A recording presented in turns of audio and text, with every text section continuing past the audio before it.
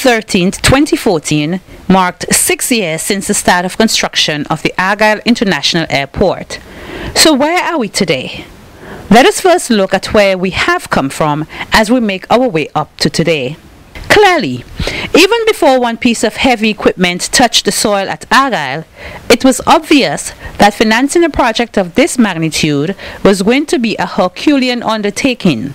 But the government, led by Prime Minister Dr. Rav Gonsalves, was not daunted, and so the Prime Minister set about to find creative means to finance this project. Through his efforts, the Prime Minister was successful in getting several countries to become involved in what he dubbed the Coalition of the Willing, which at that time included Cuba, Venezuela, Taiwan, Mexico, and Trinidad and Tobago, and later expanded to include other countries. These countries made sizable contributions in cash and in kind to the project. After relocating most of the 135 houses that fell within the airport zone, earthworks on the project began on August 13, 2008, and are programmed to be substantially completed by December 2014. The final pavement works on the runway, aprons, and taxiways began in July 2014 and should be substantially complete by year-end. Earthworks on the project began on 13 August 2008 and are ongoing. Defense works at the northeastern end of the runway, the 022 end, commenced on the 12th of August 2013 and continue. These works are being done by the AIA contingent in accordance with the designs prepared by the Maritime Engineering Services Astimar of Cuba. The AIA contingent has also begun work in creating an embankment into Stubbs Bay at the southern end of the runway. This embankment is being done primarily to allow for the installation of the simple approach lighting system for the airport. However, there is also a social benefit as the embankment will create a sheltered bay in Stubbs Bay, making the bay safer and more enjoyable for people to swim. Drainage works for the airport are also continuing. To date, work on one of the cross drains in the first kilometer of the runway at Bradford Gutter has been completed. Work is ongoing on a lateral drainage system in the apron area to carry the runoff water from the western side of the runway and the aprons into the sea. Excavation work on the riverbed to reroute a portion of the Yambu River, which will flow under the runway, is at an advanced stage, and all of the metallic sectional drains to span the river are on site and will soon be installed. All of the airfield lighting equipment costing just over US $937,000, which were funded by the CDF, have been received and are in storage at the airport site. The design work for the airfield lighting substation has also been completed, and minor works relating to the laying of the cable ducting systems along the airfield for installation of the airfield lighting system have already been done. Installation of the lighting equipment has begun and is ongoing along with the pavement works. One of the areas of concern and for which we have had numerous questions is the wind studies. IADC has been collecting wind data from March 2006 to the present. The wind data collected so far have been analyzed by meteorologists from Venezuela, E.T. Joshua Airport, Cuba, and from the Caribbean Meteorological Organization, the CMO, all of which have submitted reports of their analysis. In the most recent report, the CMO analyzed data for a 45-month period ending December 2012 from the 3 weather stations at Argyle. The results of their analysis show that the wind blows predominantly from the east to northeast to east-southeast. Hence, crosswinds would always be present at the airport. However, the data also show that the mean monthly crosswind component is relatively low and on average less than 10 knots. Based on the International Civil Aviation Organization recommendations, this crosswind component should not affect the safe operation of the Argyle Airport for the smallest aeroplanes, that is, those whose reference field length is less than 1,200 meters. The wind data collection and analysis will continue for the duration of the airport project. The landside facilities comprise a passenger terminal building and electrical substation, access roads and parking, control tower, aircraft rescue and firefighting facilities, and the cargo terminal building. Construction of the passenger terminal building and the electrical substation began in August 2011, and these buildings were handed over to the IADC on December 30th, 2013. These buildings were constructed by Overseas Engineering and Construction Company, OECC. The process of retrofitting the terminal building with the required furniture and equipment has begun and is ongoing to ensure that the building is ready for airport operations to commence by mid-2015. The other smaller buildings, the control tower and firefighting and rescue station, are also likely to be completed by latest September-October 2014, in time for operations by mid-2015. The aircraft rescue and firefighting and control tower buildings are now under construction. Listen to what the contractors from both buildings had to say on a recent tour of the site by Prime Minister Dr. Ralph Gonsalves and members of Cabinet.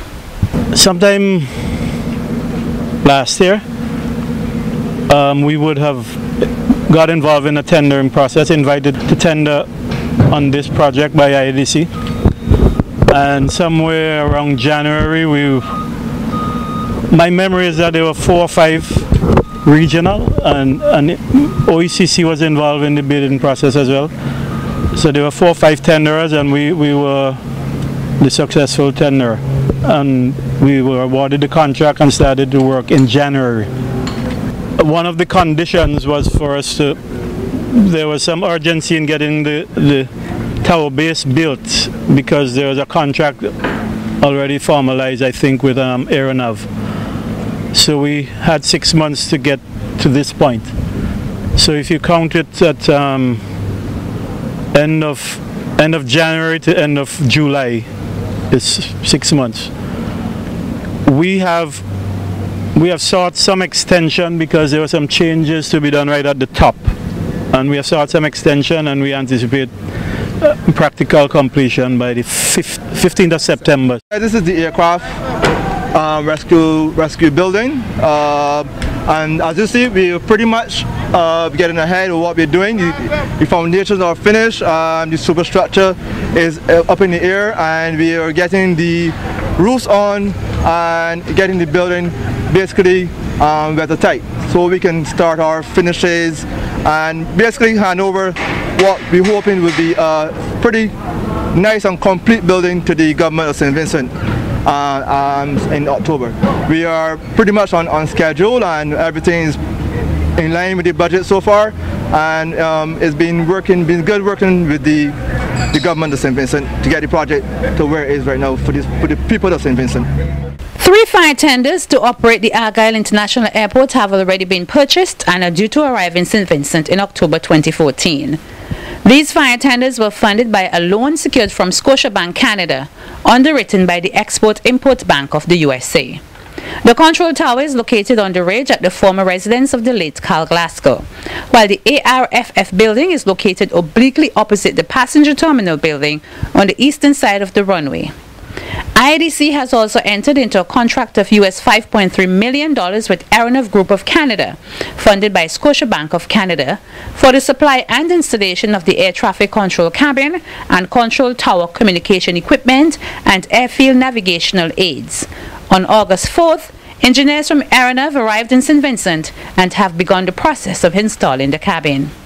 We hear now from Richard Lubeck, engineer and construction supervisor from Aeronav. Right now we're in the progress of setting up our equipment and our material, and in the next week we'll be starting the installation of the control tower, which approximately will probably take a good 10-12 weeks until we get a completion of the building itself.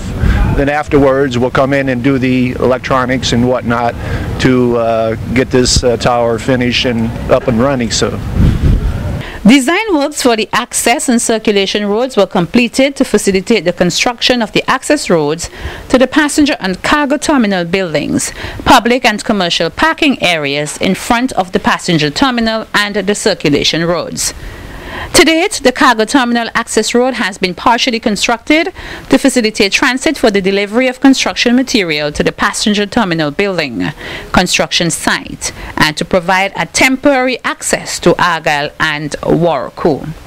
Design works for the access and circulation roads were completed to facilitate the construction of the access roads to the passenger and cargo terminal buildings, public and commercial parking areas in front of the passenger terminal and the circulation roads. To date, the cargo terminal access road has been partially constructed. Construction of the access road to the passenger terminal building is at an advanced stage, as is the construction of the parking lot. Following a tour of the site last week, Prime Minister Dr. Ralph Gonsalves and CEO of the IADC, Dr. Rudy Matthias, summed up the progress this way. Well, the progress has been excellent. You know, we had given different timelines for substantial completion. And we got set back with a number of things. Technical and availability of money on time. I give you the last 80 million, which the airport authority had sent to me early last year and said this is what they require for their substantial completion. And I could not, for instance, have expected that I would have had trouble getting all of our $20 million from the developers to whom we sold the land. But a dispute arose between them and created some dissonance, and we have been an unwitting, not victim, but we have not received what we are supposed to receive on a timely basis. I outline and I repeat again, the removal of the hill, the removal of the petroglyphs, and thus the big hill there with all the stones. We became prisoners of the Arab Spring, the fall of Mubarak, all the activity with Morsi, and then the fall of Morsi. Until finally we had to go other places. But a lot of time was taken up in communication and getting, and you all can talk to Louise Mitchell from the National Trust, and they will tell you the difficulties. And every time people got impatient, for instance, we got to knock down the hill. I say we have to wait because we have a respect for our historical and archaeological heritage. Providing the funds are made available to us at the rate at which we need the funds to be made available to us, that by the end of this year, this airport will be substantially complete. But let us understand and remember that substantial completion of construction is not the same thing as the beginning of airport operations. Once we have done all the construction works and we have done the retrofitting of this terminal building, there is a lot of work that we have to do behind the scenes before we can make this airport ready to receive flights. So that in the first half of next year, we have a lot of work that we have to do. We have to work with the Eastern Caribbean Civil Aviation Authority, our own director of airports as well, to prepare the airport to start receiving flights. Indeed, in the first half of next year, if there are some things that we still need to do in terms of construction, we can do that during that time. So that while we are working hard to get the construction done by December, we still do have a first half of next year while we are doing testing and other things and other procedures that we need to do to have the airport ready. We can still get some construction works completed then. The best thing to think about is that we are trying to have this airport become operational by mid-year next year. If you ask me a date, that is the date that I think you might want to fix in your minds, that sometime mid-next year, God's willing, we should be able to receive international flights here at Argyle. I pray that things work out the way that we're planning.